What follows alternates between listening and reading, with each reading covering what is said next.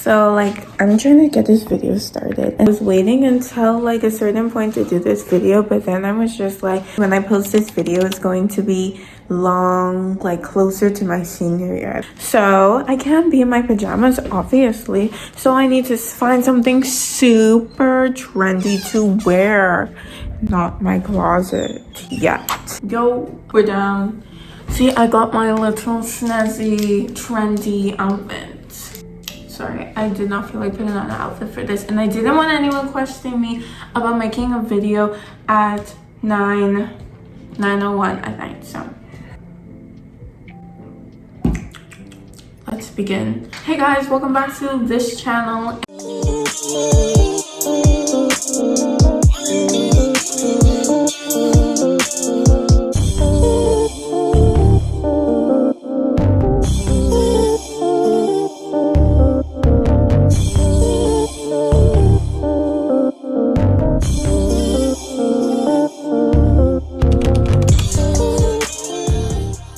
Today's video, I'm going to be making some advice.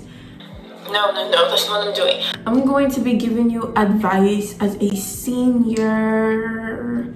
So by the time I'll be posting this, I'll be a senior or I'll be going into my senior year in like a week. So we're gonna get right into it. First advice I'm going to be giving, sorry about my bed. First advice I'm going to be giving to you guys: choose friends. Don't let your friends choose you. Okay, so this can be, depending on how you look at it, good advice or bad advice, because some people have really good friends, and the people that like brought them into that friend group is really nice people and stuff like that, and that is great. That's great. But then I'm also talking about, like, although these people choose you, it's still good to make sure you don't just like become friends with them because they're just like asking to be in a friend group. Yeah, sometimes you'll find a good friend group, yeah, but at the same time, not all the time the people that pick you are the ones best for you.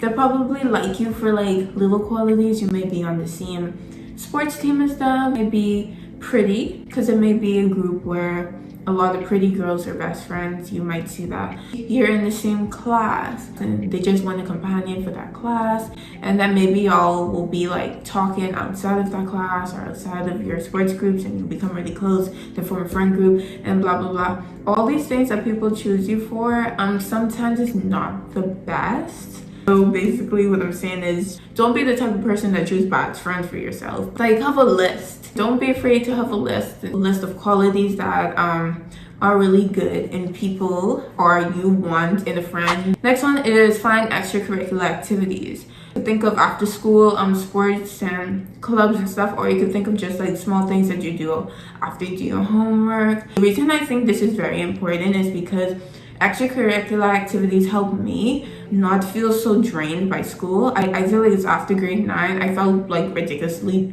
drained at school. After I went into grade 10, I didn't really have a motivation to do school. So what I learned in grade 11, it took me a long time, I might add. What I learned in grade 11 was the best way to keep motivating yourself is to find things that you enjoy doing and make room for those things, because although school and education really help you in life, having those things that you love doing and being able to still do that is important. The next advice I'm going to be giving is mainly for freshmen, people who are 7th graders, or anyone who's starting middle school or high school. I don't like anything like 7th grade, or you're starting a new school. So what am I talking about? Like, I have a bullet points right here what I want to say, and yet I can't deliver. Okay. Anyways, so be yourself from the start. The reason I say from the start, because I feel like a lot of people say be yourself. I feel like there's something different to that. I feel like there's something really different to be yourself and be yourself from the start. Be yourself is basically like saying, okay, no matter what happens, learn to just be yourself and blah blah. Listen, it might seem like I'm repeating myself, but listen, because learning to just be yourself from when you started high school, you already made an image of who you are to people. I don't want to say that you should judge people by how they perceive themselves all the time, because a lot of people in really are completely different people outside of school. Because I did not start my year being myself inside high school, a lot of the times when I wanted to change a lot of my characters, people tended to look at it as, oh, I'm switching. They'll probably be like, oh, you're trying to be better than us. So I feel like being yourself from the start, although people will not accept you first, once you establish yourself as this person, when you make friends, people tend to make friends with you based off who you truly are. My mouth's dry. So next one is make clear your expectations and standards. So this is basically at the beginning of the year, and you're making clear your expectations and standards for the new school year, for the beginning of high school, and anything. So I feel like it's very important to do that. Why? If you tend to make clear your expectations, you go in with a drive, a motivation, you have something to work towards.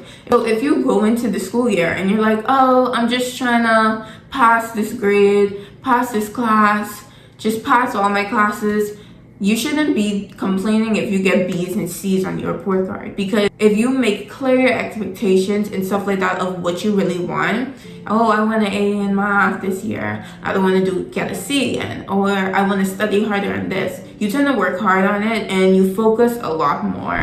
Next one is plan your work hourly. So this is basically based on work and the study habits and stuff like that. I feel like I'm still learning as it goes because I've had a lot of trial and error in my life. A lot of my study habits that I thought were working for me, like for example in primary school, a lot of things came easier for me. And when I came in high school with the same habits, it just like some subjects, it didn't work. What I can say is someone who was able in 2 classes, chemistry and math, I didn't like my grades the previous semester, and then I started to study better and then they went up. I've watched a lot of like study YouTubers do that, so if you want more clarity on it, I suggest you look up and watch videos on things like that, on how to manage your time when studying. What I can briefly say is others, but sometimes what we do is we focus on the subjects that are harder for us and then we neglect the subjects that are easier for us. And you thought, oh, I could get away with not studying this because it comes easier. But then don't let that teacher try to fool you and they give you a hard exam. Don't let the subject that you work hard for, you didn't get the best grade in, and then you also didn't do good on your easier subject exam. So planning your work is important. So my last advice as a high senior, I feel like it could apply to outside of school. I feel like all these advice could apply outside of school. Recognize people's characters and act accordingly. So basically what I'm trying to say is there's going to be a lot of personalities that you meet when you're out inside this world, and it's probably not going to be completely lined up all the time with the way your parents taught you. And this can apply in teachers too. I cannot tell you enough how many teachers I've met that has had so many personalities, where they may be people that like to gossip a lot, they may be people that like, a lot of times just like teachers that rant about things that are unrelated. I'm trying to make friends with the students that talking about their whole love life, their whole life at home, and then not really getting into the material at all.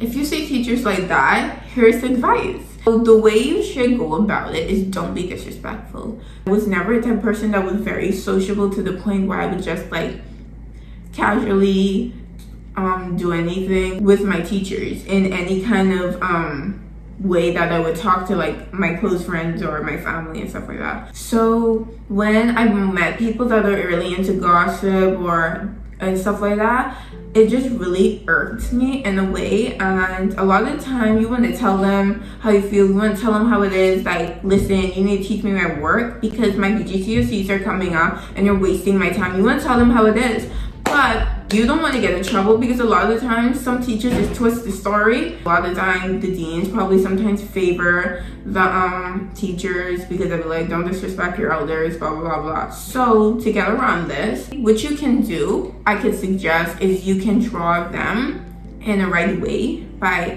acting very smart with your questions, or probably lead them back to the work and be like, oh, sorry, excuse me, I just wanted to let you know that I have a query about this topic that we were on last. Yeah, can you help me with that? Y'all probably don't understand. A lot of time we will want to lead our teachers the opposite way. from like the complete lesson. I've had like multiple periods like at the beginning of the school year where we weren't learning and the teachers would just keep ranting, right? Not all. Don't let me say like if you don't know what school I'm going to that this happens or something like that. No, I'm just talking about like that 1 or 2 teachers that you meet in that school year. Most of the time you're gonna come around one of those, and then when you would want to not learn, because the best thing in class is when you have a free period and you feel like you didn't do anything. When things like BGCSE or final exams come up, they're not going to be merciful to you when they felt like they taught. Most of the time they know that they didn't teach, but there's no proof that they didn't teach. So it's your word against theirs. Hey guys, this is Future Maquila Editing, and I basically thought I could explain that in fewer words. I was trying to say there are some teachers that although they didn't teach you throughout this whole semester or throughout that certain amount of period, they're still going to give you an exam because they can't go to the principal or the administration and say, oh, I've not been teaching these students, I cannot give them an exam, because they'll get fired for that or whatever penalty that comes across. They give you the exam regardless. They basically give you an exam on all the material that you were supposed to do that year. You can't do anything about that. Sometimes there are people that are actually really smart and they still study regardless. So if they ace the exam, and regardless if everyone have failed, if there's one person that aces the exam, the administration will look at why everybody else failed and won't blame the teacher. They'll look at the students because someone actually passed. So remember to look out for ourselves, because sometimes teachers aren't really, not all, some teachers are not really looking out for you. So that's gonna be it for my rant. I really hope you enjoyed this video. I was really excited to do this video. I remember like when I was in grade 11 and 10, I should like, Auntie, when I'm a senior, I'm gonna do a video talking about advice from a senior. The original plan was to do this like after it's done with high school.